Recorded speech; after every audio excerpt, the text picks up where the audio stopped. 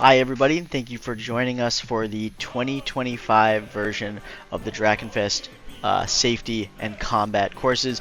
In this course, we're really going to be mostly talking about the safety aspects of combat and the game itself, things that we think you need to know in order to be safe, but we will be talking about some combat in it, so enjoy the ride, learn what you can. I do highly urge you, though, after you've gone through this video, if you haven't already, go through the rulebook. Honestly, if you have gone through the rulebook, go through it again. It's the biggest thing that'll help you with this game. It'll give you the best chance of success at navigating any situation you come through against with that rulebook. So, once again, read the rulebook. We're not a rulebook replacement, but we hope you enjoy our seminar thing. Are you recording already? Yeah, I'm running.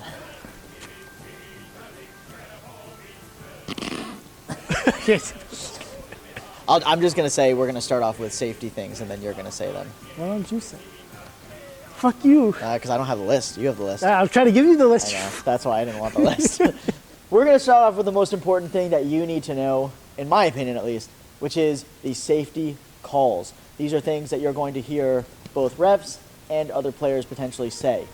These calls are to communicate in certain situations, certain elements of either safety, discomfort, things like that. The first safety phrase, and probably the one that is one you're going to use as a player most, is going to be "Oh mother." Oh mother is basically going to be your communicative. Hey, Pump the brakes. Yeah, pump the brakes. Exactly, pump the brakes. Let's take it a step back. So let's say Tony and I are fighting, and I may strike him a little bit too hard. He may say something like, "Oh mother, your advances are tired." "No, that's the wrong line." "Oh mother, that blow was too much." Oh mother can be used to communicate different levels of anything from, once again, outright stop to reel it back in. If Tony says, "Oh mother, those strikes were a bit hard," that's Tony's way of most likely saying, "Hey, we can keep fighting, but maybe pull your shots a little bit." If Tony says something along the lines of, "Oh mother, I am done for, please leave me," drop it right there and let it go. The fight's done. Yeah. And Tony has communicated that by saying the "oh mother" phrase. And if somebody does that and then they leave, don't follow them. Let them leave. Let them do whatever they got to do to decompress. You may be tempted, if someone pulls an "oh mother" and you are surprised by it, you may be tempted to, reach out to them and say, "Hey, I'm really sorry, what did I do wrong?" Or, "Hey, how can I?" That is 100% with good intention. In situations where "oh mother" is used and contact is broken, and the player does not approach you, out of game, which is something we'll go over later, out of game, to have a conversation with you about that.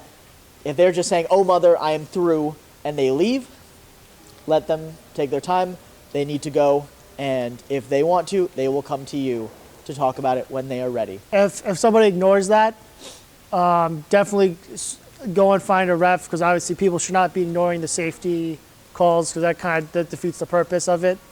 If I'm actively ignoring "oh mother" and not changing my behavior, if I'm pursuing Tony with a request and Tony "oh mothers" me, "Oh mother, your advances are tiresome," and I continue to press that question, that query, Tony is likely going to find a ref and is within the absolute rights of his own safety and everyone else around him's safety to let the refs know about the situation. So the next safety call you might hear or potentially use, the rules are a little unclear. Drachenfest is going to love that we said that. The rules are a little unclear, but they're going to love that.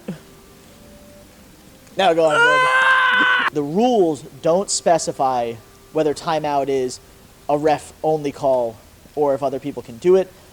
I'm assuming, though, that refs will be happy if you see something that is actively and imminently dangerous that cannot be dealt with a ref, or cannot be dealt with by going and finding a ref and coming back, that, maybe calling a timeout in that situation. That being said, most of the time, from what I've seen, timeout is really only called by refs, and always, time-ins are called by refs. A player cannot call gameplay a go again. Refs, if gameplay has been stopped, need to assess everything, make sure it's all good to go, and then they will call it.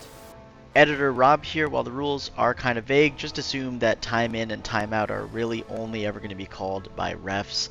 Just keep an eye out for the refs calling these things. Follow every other instruction. Just know that you can't really call that yourself as a player. This is a ref thing.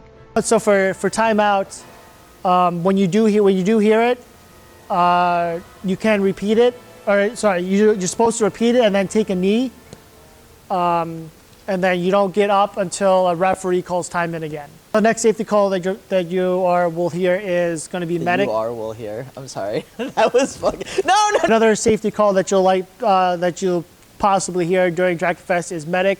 Same thing as timeout. Once you hear it, you take a knee. What they suggest is pointing in the direction of where you heard it. Yeah. If you are sure. If you're not sure, don't try it. Okay. But if you are sure, and you see a crowd of people and the medics are running through. Yeah.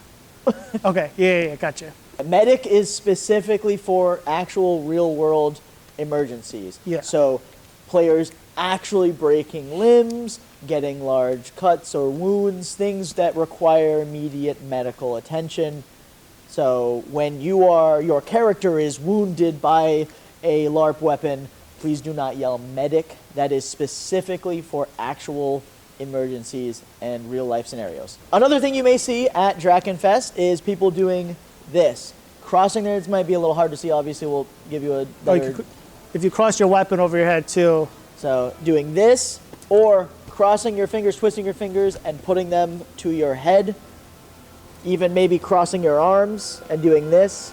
These are all symbols, even putting the hand above the eyes and kind of looking down and away. These are all symbols of either out of game or uninterested in being a part of the scene. You most likely will see this one being a quick exit from a scene, the rest being for out of game for various reasons. Most of the time you're out of game, it's either because you're going to the Limbus to respawn, or maybe Tony and I are about to have a duel and we want to figure out what the situation is with each other. So I might go out again and be like, hey man, do you have any challenges you need to complete? Anything that you need to specifically do that I could help you out with this challenge? So that is something that you will see. You will see people go out of game to try and discuss things, to try and go where they're going. If you're, leaving your camp to use the shower in the morning or run to the bathroom, or it's an emergency, you have to get in your car, whatever. You can go out of game, go complete what you need to do. Don't try and use, try not to use out of game as a get out of jail card. So if I'm not going to run up to Tony and attack him and then go out of game so he can't attack back. That's very much not in the spirit of the game. Out of game is for when you have a specific purpose, intent, action that you need to complete that is not related to the game, or is related to the game but has you go incorporeal or non-existent for that. So once again, respawning, talking so that we can figure and hash out a situation without getting attacked or messed up. If I'm confused, let's say Tony hits me with a spell, and I'm a little bit confused because maybe I haven't heard that spell before. I can absolutely go out again. Hey, what was that spell that you used on me? What happens with that? And he'll tell me. Same thing with Old Mother and walking away. If somebody, gives you cross fingers, puts their sword on their head, and they leave, don't follow them. Don't ask any questions. They are gone. They were never there. And that's the end of that. If they want to come find you later to talk about it, they can. If not, that's it. That's the end of it. Now, this isn't necessarily an aspect of physical safety, but it can get into mental and cultural safety. Obviously, most people are aware, the Drachenfest did implement some changes when it comes to the fantasy aesthetic, what's allowed, what's not, etc. When it comes to the game, Drachenfest specifically suggests going for what they consider open source aesthetics, fantasy aesthetics, and trying to not use any kind of closed off aesthetics, things like garb that is culturally or religiously significant, things that are closed off for certain cultures for specific, religious or ritual purpose. Drachenfest says that you really shouldn't really be touching these unless you are going to try and reimagine them and invent them in some way in a fantasy style. Now, that doesn't always mean that it will come across as acceptable. What may happen is someone may have a conversation with someone else regarding an outfit or an item of their garb that may be culturally significant, that was slightly changed, and may be considered in some ways not in great taste. Obviously, this is a very, very touchy subject. This is a very big deal. When it comes to that, We urge you, if you are wearing something that someone else finds offensive, finds a little too close to their own culture and appropriative, finds in any way, shape, or form harmful to their, cultural health and heritage, we do urge you to try and respect and work with those people. Always try and come to terms, come to some kind of agreement with them. If an agreement cannot be reached, you may be asked to take off that item, piece of equipment, clothing, etc. Now, once again, we really, really suggest that everyone in Drachenfest really try and lean on a full fantasy aesthetic. So, once again, closed source items, such as religious, spiritual, cultural, ritual, things that are for certain cultures, for certain specific things. We recommend not necessarily touching those just in case. I really, really urge you guys to read the article Drachenfest wrote on these changes and this whole situation. They're going to say it better than I ever could. I'm a messenger relaying their information and their rules. I really urge you to read up on that, though. There's some really good stuff in that article. It's worth taking a look at to get their perspective. So I guess just like when you're making your costume, just try to keep it in mind as much as possible. Do whatever research you can, and accept that even if you do the research, everybody's human. Maybe you miss something, maybe somebody else does, but at the end of the day, we're all trying to have a cooperative event at Drachenfest where everybody's comfortable and is free to feel safe there. I have the chalice stick. I am the one that speaks for us. Yeah. Alrighty, so next. That's going in the video. If it doesn't, I'm letting everybody know. I'm suing. All right, so next bit of information is talking about the referees you'll see around Drachenfest. Very commonly, they will have the yellow hats, I believe. Yes. And depending on what part of the referee team they are, they might have different shirts, but they'll all usually say Drachenfest on them. That's how you can identify them. Refs are there to facilitate the gameplay, make rulings on stuff, and do their best to moderate tricky situations. So as I said, there's the out-of-game refs with the yellow hats. They'll have the Drachenfest t-shirts of different colors, depending on what they're going for, because they got opposite different colors than battle refs and stuff. And are they all the same? For the shirts? Yeah, or are they all the same color? I'll be honest, the main thing to look out for, Tony already covered it. There's a yellow hat. Go for the yellow, gold hats. It's a bright yellow hat. It's a baseball cap. You can't miss it. Yeah. And then there's also going to be in-game refs, which are going to be your avatars, the seconds to your camps, and also guild leads count as in-game refs. Did you got? I would say if you have a rules question, maybe better to find your camp ref instead of going straight to your avatar or your second, but they are there to answer questions if they need to. Not only that, but a lot of the time, especially when we were in blue camp, our second would specifically say, hey, when I have my big fun hat on, I'm, your second. When I have my cavalier hat with like the feather, I'm your second. I'm here to help you. But when I have the yellow hat on, give me some time, give me a moment. If you come to me with a legitimate concern, that's one thing. But if you're here to talk to the second and I have that yellow hat on, give me some time. I'm doing some reffing. I'm on ref duty when I've got that hat on. It's most likely similar for every other second or, Avatar. in-game ref. Yeah.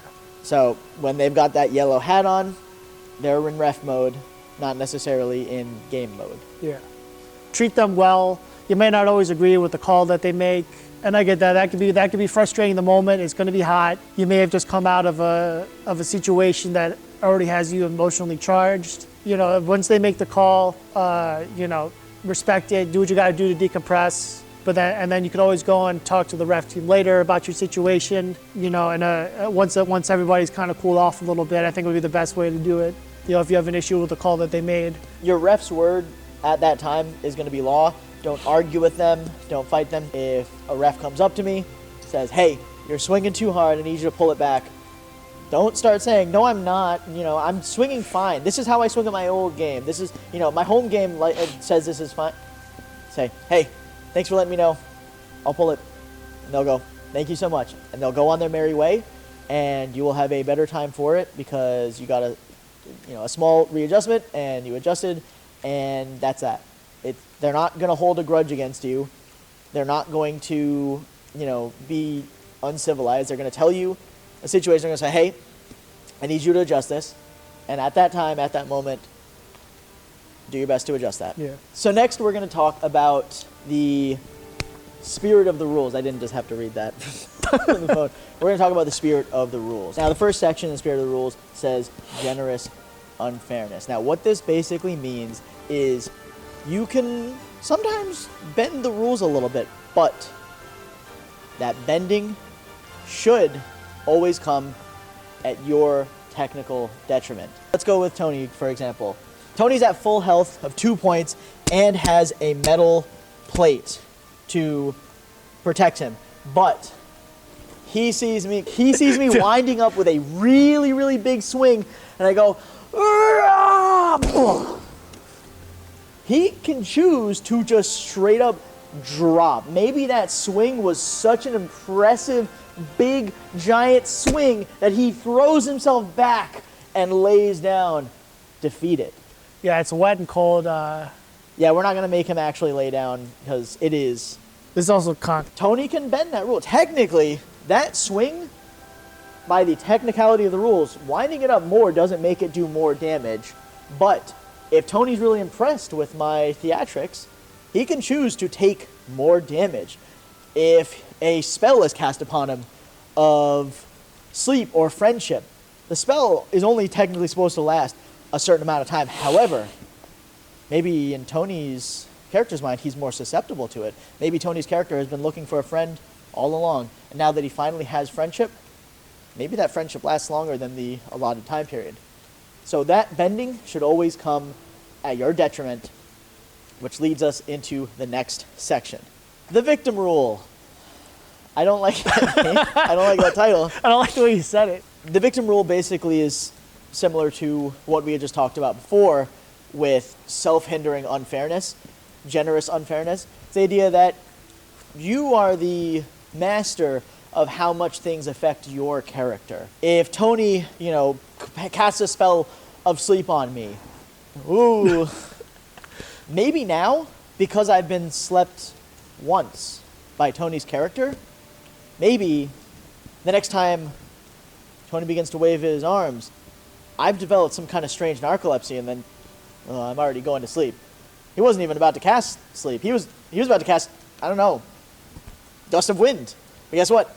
Now my character has developed some kind of narcolepsy with that motion, so now I'm hypnotized. Or maybe, the next time Tony sleeps me, I'm slept for even longer, and my character continues to get more and more affected by that sleep. You can always, just with the generous unfairness, bring that up a bunch and let it stay with your character. If everybody's in that spirit of rewarding good role play with good role play back, everybody gets to be lifted. At Drachenfest, we all uplift each other. It's how the game really builds the community that we all truly believe in and want to see. We all uplift each other's role play, and down the line, you will see how others will uplift your role play. I got your gloves on. Oh, you fuck. Drachenfest, when it comes down to it, generally all of us are kind of on a similar or pretty much same level playing field. Maybe I might have an ability or two max that someone else might not who's just joining the game, but beyond that, we all have access to the same exact, skills, the same exact abilities, the same things we can bring onto the field if our abilities let us. So someone who's been going for 5, 6, 7, 8 years is not going to skyrocket past someone who's just joined. And I think that's a very important thing for new people joining in to know, is that you are not going to see someone with 30 points of everything just kind of blow through a bunch of new people. That's not how it works. And even then, if they're just swinging through people like that, just playing to win, they're not really even playing in the spirit of the game. All right, so coming to the fun part of Drachenfest is the combat. And we are here to teach you how to do that safely. And we will cover a little bit of the rules, but mostly just how to do it safely. So when it comes to any weapon that you're wielding, whether it's a spear, sword, dagger, or arrows. Spear, sword. Mace. You forgot maces. The mace isn't on camera. Flails. any weapon you have is going to deal 1 point of damage, and depending on where you hit them, it's going to change whether you're dealing it to somebody's hit points or their armor points. Drachenfest is a lightest touch LARP. What that means is big efforts, little impact. So big swings, small impact. What it boils down to is you should never be hitting your opponent, leaving bruises, welts, stinging pain. You should only ever be able to make contact with the opponent enough for them to just feel it. Now, if you'd like to see a regular strike too, good reaction from Tony. If you'd like to see a regular strike, I'm just going to go ahead and hit Tony. It's going to look big, but it's not going to hurt. So I'm going to go.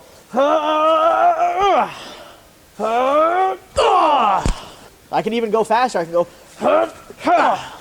Tony should never walk away with anything broken, anything bruised, any welts, any stinging or lasting pain. Every hit that I deliver to Tony should only tell Tony that he was gently touched there by a weapon. That sounds wrong. When it comes to fighting, the only thing that you should be touching your opponent with, unless you've discussed it beforehand, is your weapons. You're not allowed to touch somebody physically without their permission first. Discuss it beforehand. Best way to do it. And that means weapons only. If I have a shield, that doesn't mean I can shield check Tony. Yeah. Not allowed. The only way I should ever be making contact with Tony, unless previously discussed, is with my weapon in pre-approved strike zones. If you're ever confused about what a specific strike surface is on your weapon, always ask a ref before hitting someone with that. Obviously for some, it's pretty apparent. This sword, it's going to be the blade. For the staves and staves, the spears might be a little bit different. Always check in with a ref if you're not entirely sure. And even then, never hurts to check in. Yeah. There are a few areas where you can't hit and where you're not allowed to hit. For example, no strikes to the head or the neck area. Groin shots are unavailable, and I believe if your feet are on the ground, those do not count. Feet and hands. Feet and hands do not count. Don't aim for feet and hands. Don't aim for groin. Basically take your collarbone up. So go from the collarbone up. That whole bubble, off limits. Yeah. This is something that we like to talk about. This isn't in the rules, but we, especially if you're new to fighting, and honestly, even if you are experienced, we like to try to advise people to not do around shoulder shots. If I strike to Rob's right side and he moves his head to the right as I'm swinging, I've now hit him in the head instead of going for the shoulder shot that's real nasty. Yeah. I don't want that. So try not to be going for these overhead strikes. Once again, even as Tony said, even if you're very, very experienced, even if you know how to do it. All it takes is one person moving the wrong way and it's a headshot. Yeah. Try not to hurt anyone. Try not to get in trouble. Don't do anything stupid. The whole point is everyone else's safety is in your hands just like your safety is in theirs. Treat everyone the way you would want to be treated in a safe and respectful manner, especially on the field when you're swinging or slinging things at them. Yeah. So we're going to cover let's move a little bit closer, right? Because we want to. So we're going to cover the rules here really quick when it comes to the damage you're going to do when you do hit somebody. And I'll go over really quick hit points and armor points. To start, every weapon, whether it's going to be a polearm, a single-handed sword, two-handed sword, or a dagger, or arrows, they're all going to do 1 point of damage to whatever it hits. So for example, if I hit Rob right now is currently unarmored. If I hit Rob here on the arm, that is 1 point of damage. If I would hit Rob here on the leg, that is 1 point of damage. And same thing on the other side. Doesn't matter where I hit him. It is 1 point of damage. When looking at armor, there's 3 specific areas one must cover in order to gain armor points. Now, the 3 sections are both arms, both legs, and the torso, covering 50% or more of these areas. So 50% or more of your arms, which means either all of one arm, maybe a little bit on, or at least 50% of each arm. Same thing with the legs, either all of one leg or at least 50% of each leg, and then at least 50% of the torso will net you armor points for each section. Padded armor, such as a gambeson, and leather will net you 1 point per covered section. So if Tony was wearing all leather armor right now, 50% or more in every single area, he would technically get 1 point for the arms, 1 point for the legs, and 1 point for the torso. If Tony was wearing metal nets you 2 points per covered section. So 2 points for the arms, 2 points for the legs, and 2 points for the torso, giving him a total of 6 points instead.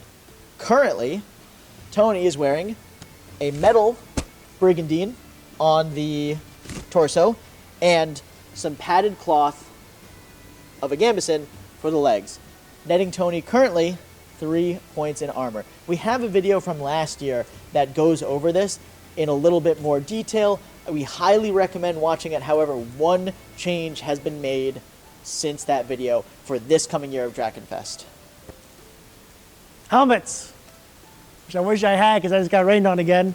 Helmets now, instead of counting instead of counting towards armor points, because before in previous years, if you had a helmet on, it would add to your armor points. So instead of having 6 points, if I had an all metal setup, I would have 7. Now instead, helmets, metal or leather, will add to your hit points instead. If I had no martial classes like warrior or champion, I would have the 2 base hit points that you start with. If I put on a helmet, I would instead have 3. So once again, helmets will give you health, not armor. That's what I just said. I just want to reiterate because it's weird. I think people are excited about it, but I think it's interesting. Like your brain goes, oh, armor, like up armor. Yeah. But it gives you health. So it's a little bit weird. But this does give some interesting capabilities for other people, allowing people to up their health without necessarily having to wear, a ton of other armor to be able to make use of that. So that 1 point back in the old system, that 1 point on your helmet really only mattered if you were wearing armor everywhere else. Now, no matter what, so let's say I have absolutely no armor on and I wear a helmet. What happens now is instead of 2 hits to take me down, Tony now has to hit me 3 times, which could save my life in the right scenario. Yeah. I do want to clarify with the helmets is that you cannot hop swap them, meaning that once you go into battle with your first helmet, you put it on, you get that extra hit point. Once that is taken away from you, you can't put on a new helmet and gain the benefit of that hit point again. That being said, a really interesting thing to note, spellcasters, this is for you. That helmet, no matter what it's made out of, does not count as metal armor. So if you wear a helmet, you can continue to cast spells. It does not hinder you like wearing actual metal armor like this will. So if Tony's wearing this, he can't cast a spell. But if he takes this metal off and puts a metal helmet on, he can continue to cast spells. So spellcasters, this is your way to beef your health up. Spellcasters, this is your way to beef your health up a little bit, still be able to cast spells. You can now get to 3, maybe even 4 if your second skill is a martial class. Drachenfest will be doing their own official weapons check this year. There'll be more to come on that, I believe, down the line, but you can read up about it within the rules, to my knowledge. That being said, now, I'm not an official person or spokesperson with Drachenfest. I'm not a Drachenfest ref or safety person, but if at any point you are worried about your weapon safety, obviously I'm always going to say go to a ref, have a ref recheck your weapon, but if you need to do a quick look, let's say you're on the field and you make a quick movement and maybe something feels a little bit off for a moment, normally what is going to happen is you're gonna want to take your hand, kind of feel up the blade of your weapon, seeing if there's any kind of damage, anything poking through. If you can feel core really badly, you're going to want to try and see if the weapon is bending in a weird way, see if it's crackling or making any noises from the core, see if it's bent. If you look down it, is it completely warped to a certain angle or degree? You're going to want to do a once-over of this weapon, and you're probably going to want to afterwards, even if you think it's totally fine, you might want to bring it to a ref anyway. So if I'm fighting and I do something where I accidentally, like strike with the flat and someone blocks it and it kind of makes a weird movement, and it feels a little scary to me, I'm probably just going to go up to the ref, when they have a moment. So probably not in the middle of a battle when they're spectating. I might just leave that sword off to the side or put that somewhere else for the time being, but afterwards I might come up to a ref and say, hey, listen, my sword kind of made a weird funky movement, or it made a funky noise. Would you mind weapons checking it for me? I just want to make sure it's safe. Once again, you can kind of like take a look at it, but I would always suggest kind of leaving it up to the experts. They're going to know and be trained on how to do this. We can give you a basis of like what the idea is behind it. We're not official and we're not like legal counsel for this. We are basically giving you the information just in case, but when it comes down to it, it really is, on you to maintain the gear and on the refs to kind of check it and make sure it's safe. So we're not going to cover all the spells. We just want to cover some of the ones that involve positioning, or they may change your position. For example, gust of wind, overpower, sleep, and blindness. This is also for when you're fighting solo, but when you're in a group, this is especially something you want to keep an eye out for. Because in the moment, you see somebody do a gust of wind at you with their fan, and you want to react big. But there's people next to you. There could be people behind you. There could be a wall behind you. You could be fighting outside of a camp gate, and there could be a wall right behind you. Small addition to this, let's say you're in a situation where you can't move backwards safely. What you can do is you can kind of just like struggle against the wind, or kind of struggle against the spell. If you're not able to throw yourself backwards, give yourself at least 5 seconds of that kind of struggle in place, just for safety's sake, to show that you are being affected by the spell but not necessarily getting thrown into a dangerous scenario. Do your best to keep an awareness of who and what is around you. If you're reacting to gusts of wind, look back before you start taking steps back. For blindness, do not actually close your eyes and be blinded. That is bad. That is bad. That is no good. Your safety comes first. If your line is moving into you, or you feel you're unsafe where you are laid down, move to somewhere safe. And then, that is paramount over anything else, is your physical safety. One thing that we always had in my old game is something called On the Aggressor. Basically means if you are advancing or pushing your opponent back, always be aware of what's behind them. Don't run them into anything dangerous. Don't run them into the walls, even in big battles where the lines are pushing and another line might be backed up into something like their camp gate. Always be wary of how you're pushing and directing that enemy force or enemy player or opposing or even partner in a scene. Make sure they're not going to be in any imminent danger. Direct them away from these things if you can, but if it's close enough, just stop them straight out. Tell them there's something back there, come this way, etc. Oh, my phone! My phone! Sorry about the quality change. Our actual camera died, so now we're on my phone. Some of the stuff we want to go over is now specifically about stuff that is in combat, such as the wobble that you might see in some of these longer weapons. Rob, if you would like to step back real quick. Something that a lot of polars have an issue with, or not an issue with, but it's by design, so that when you do hit, it'll give instead of just hitting them with a stick. But if you're not careful, they will do this at people. So if you whip your weapon at somebody, as you can see, it is not stopping where you want it to stop. That will continue to hit somebody. Actually, Rob, if you want to put your shield up real quick. See, I could be over here. Oh. I can feel that through the shield. Yeah. That feels awful. Yeah, so be very careful about that. I said Drachenfest is a lightest touch game, so you always want to have control over your weapon. So instead of doing that, you want to start big and don't stop it, but let it slow down your strike to here. Always keep control of your weapon. Feels much nicer. Yeah. Yeah, it's about slowing, not stopping short. So I'm going to do a big attack that slows down at the last second. So, instead of whipping it and stopping it short, I'm going to bring it to a slow stop, a controlled slow stop. Yeah. Something else to cover, there's no stabbing at Drachenfest. You cannot do this to somebody. This is a no-go. No stabbing with any weapon whatsoever.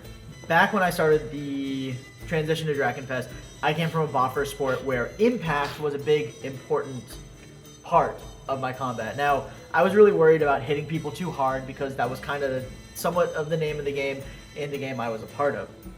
what I found and what I've been kind of telling other people, especially if you're coming from Boffer and you're a little bit worried that if you're swinging, you're not going to necessarily be able to slow it down and do that nice light impact.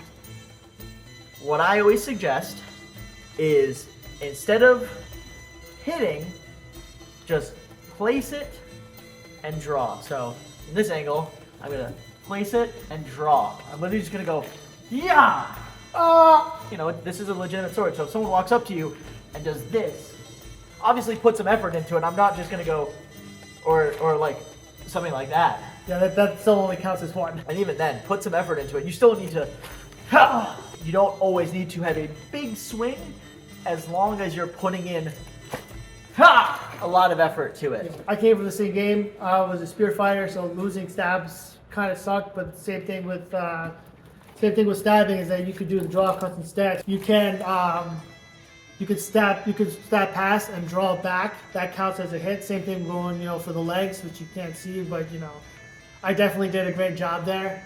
That's not another same thing we want to cover is when it comes to this kind of affects every weapon, but maybe pole arms especially. Is when it comes to shields, you want to be careful how you're working with shields. Sorry, this is also head placement here, because if Rob right now, his head is behind the shield, but if you were to lower the shield slightly and put your chin over it, obviously here, this is a very dangerous position because now his shield is ahead of the protection that he's trying to use his body. My head is ahead of the shield. Yes. Something that can happen is, like, I see a lot of people, they kind of angle their shield outward. The problem with this is that, and combined with what I just said, where sometimes people keep their head past their shield, if you hit low, sometimes you can write out. This isn't a great example because this is a kind of a sticky shield here. But sometimes I've seen people right up on the side here, trying to go for like that side hit or come down here, right up into somebody's hands. And be aware of that if you're using pole arms. Yeah, really, especially if you're a shield user, your shield is your protection. Don't try and lean in too far. Don't put your head in front of your shield.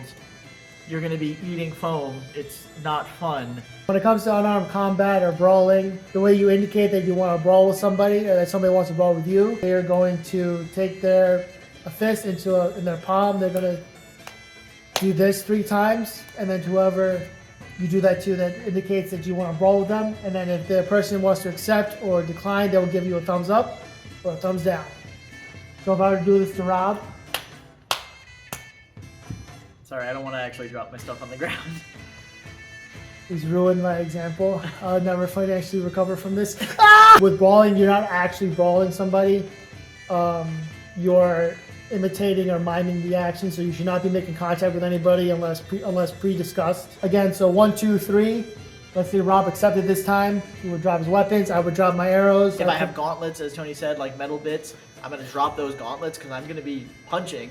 I don't want to have metal on my hands when I'm doing that at him. So the official way this would happen would be the next we would huddle up together out of game really quick. Let's say I have Warrior and Rob is just took Spellcaster and Alchemist, so he only has the 2, which means that because I have Warrior, I have 2 + 1, which means that I would win the brawl per the rules. I'm totally fine with this, but Tony might have a different idea, a better idea, or might even want to parlay some kind of tie between us or something. Yeah. No, hey, I actually have a challenge. Mages Guild wants me to try and like knock someone out. Would you be down for that? It's okay if you want to take this one. Rules kind of say that you would be the victor in this scenario. I'm cool with losing. Yeah, we'll go for it. Okay. You can knock me out. Yeah, I'll get you back for the next one. Yeah. And then this would also be the point of where you talk about what kind of contact, if any, is acceptable. So like, let's say like, hey Rob, are you cool with grappling? Like, yeah, take you to the ground. Yeah, totally. And there we go.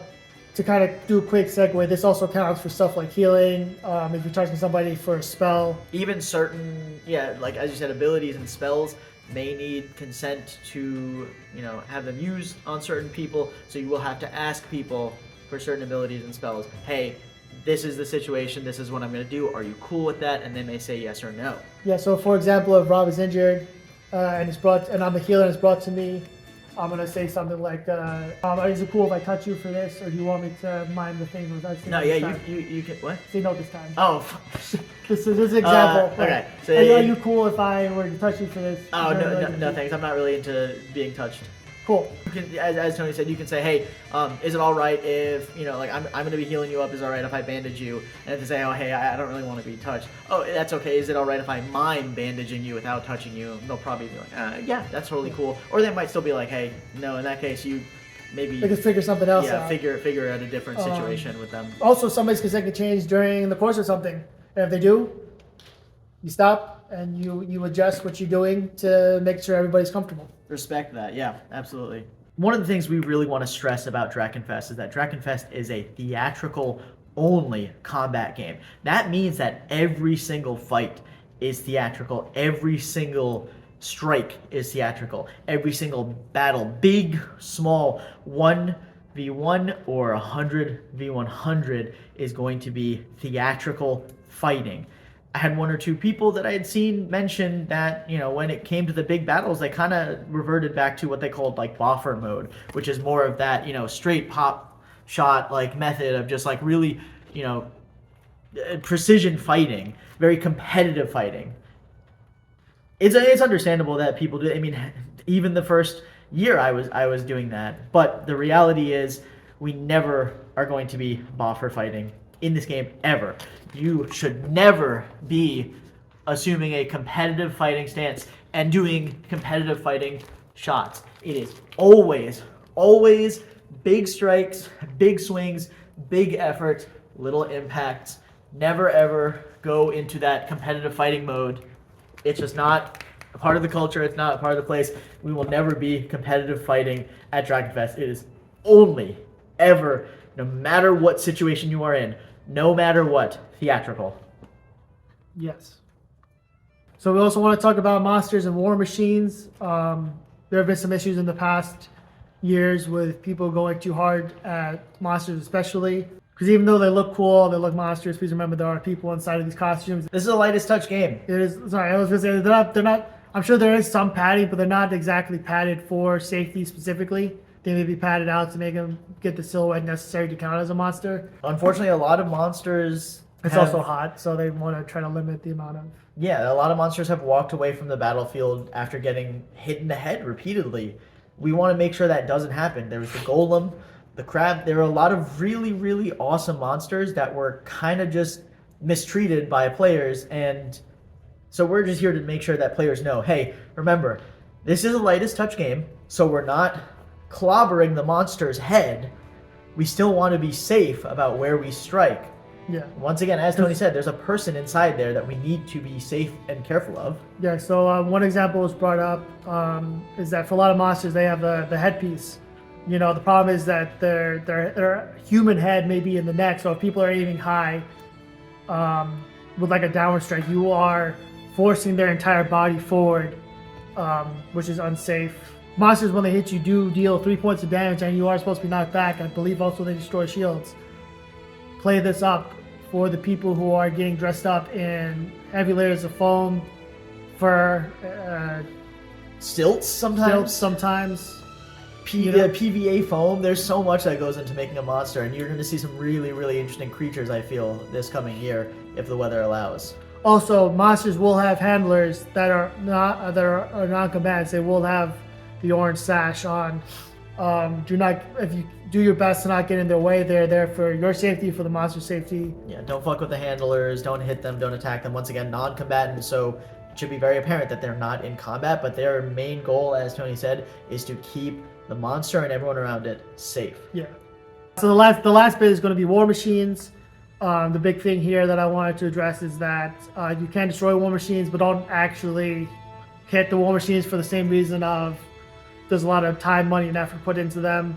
But war machines, like, depending on what they are, like, some of these can have, like, mechanical aspects to them that should not be broken for safety reasons. So just like, when it comes down to players, what we're going to do is we're going to do light taps with a war machine. I'm probably not even going to hit that. I'm just going to walk up and mime that I'm striking the war machine to destroy it. Yeah. But I'm not actually going to be hitting the war machine because who knows. And same thing with war machines, if you get hit by them, it does 3 points of damage. You're supposed to get knocked back, so just keep that in mind. Like I said, these people are lugging these out to the battlefield. They're lugging them to the event. Give them the juice from the squeeze for for putting all that work in. Don't ever fucking say that again. So one last thing I want to touch on is the point in battles that a lot of people will get is that, you know, the adrenaline's really starting to flow. You're getting too hard into the moment. You're swinging harder. You're running faster. I just want to say that I just want to comment on this because it's something you want to watch out for, both for yourself and for other players, because it touches back on pacing yourself. You know, you always, you know, but once you're in something, you may not realize that the 20 minutes have passed since you've had a drink of water. You know, and it's like I said, if you're in armor, you're gamisoned up, you know, you're losing water at a much faster rate than is normal.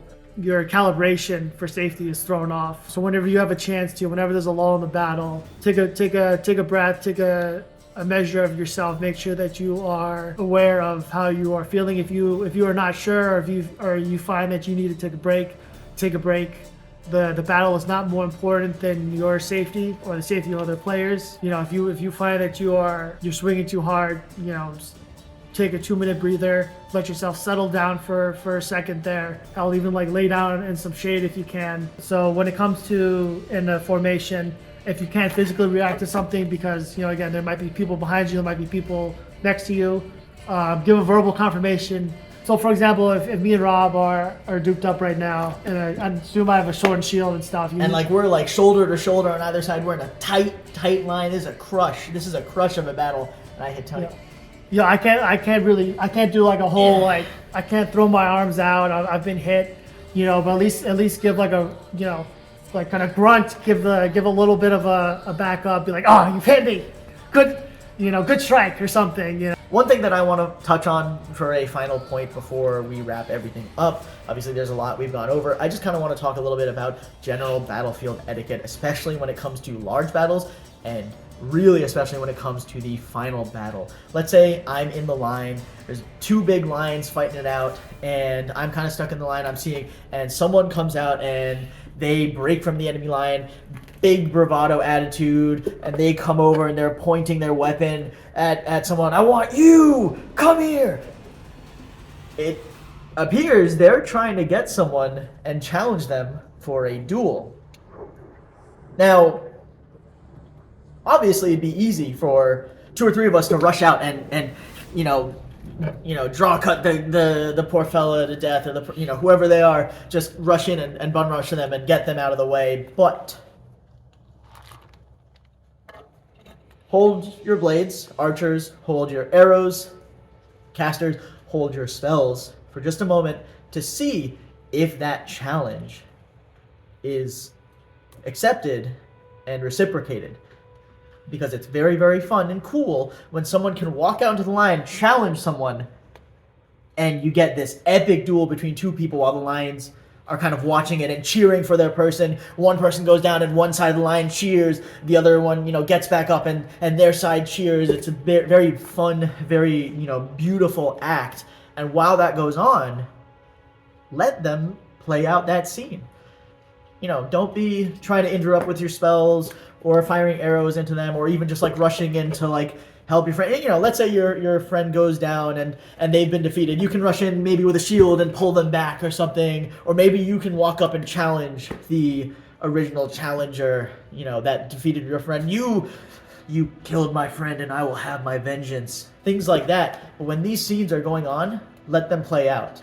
Don't interlope into that, or intervene.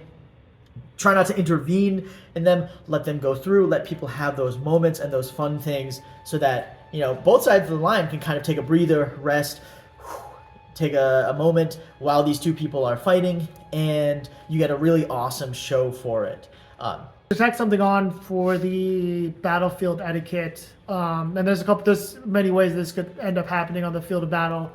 If you end up outnumbered or you're outnumbering somebody, keep in mind that it's still a LARP, it's still a game. It should still be fun for everyone. If you are the one that has the other person outnumbered, or the other group, you know, you don't have to play to lose. Like if it's a 4v1, you don't have to go at them one at a time, and maybe they're good enough to be able to take you out one at a time. You know, but don't dogpile them. Don't have like 3 people, you know, hitting him with weapons like that. That's not going to tell a cool story at the end of the day for anybody. And if you are the outnumbered person in this situation, they're giving you the courtesy of not just dogpiling you. Take it as an opportunity to have a really, really epic final stand. Unfortunately, due to a couple of constraints, we weren't really able to get an outro done. So what I'm going to do is I'm going to leave you with last year's video, the combat section of that, just the theatrical combat, so you can understand what Drachenfest combat should look like. Now, this will be what combat looks like both, you know, in one-on-ones, in large-scale battles.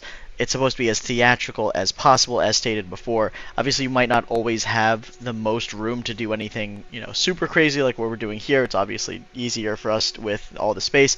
Just make sure that you're always playing to lift and always playing into the actions. No, you know, competitive fighting stuff, no buffer stuff. It's all really going to be theatrical fighting. So, enjoy. Oh, asshole. Fuck you. The fuck did you say to me? What's so funny? What's so funny? Where you going, huh? Where are you going? Where are you running? I'm going nowhere. You think this is funny? One of us is about to die here. I'm about to bash your head off.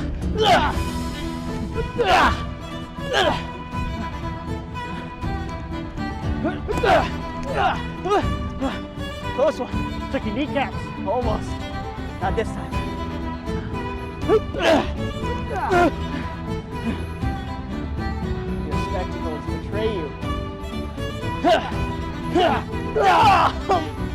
So does your leg.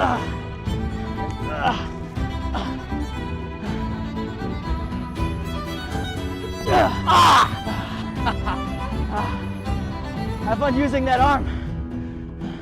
I hope it's not your favorite. That's my secret. I'm right-handed. No, I'm not.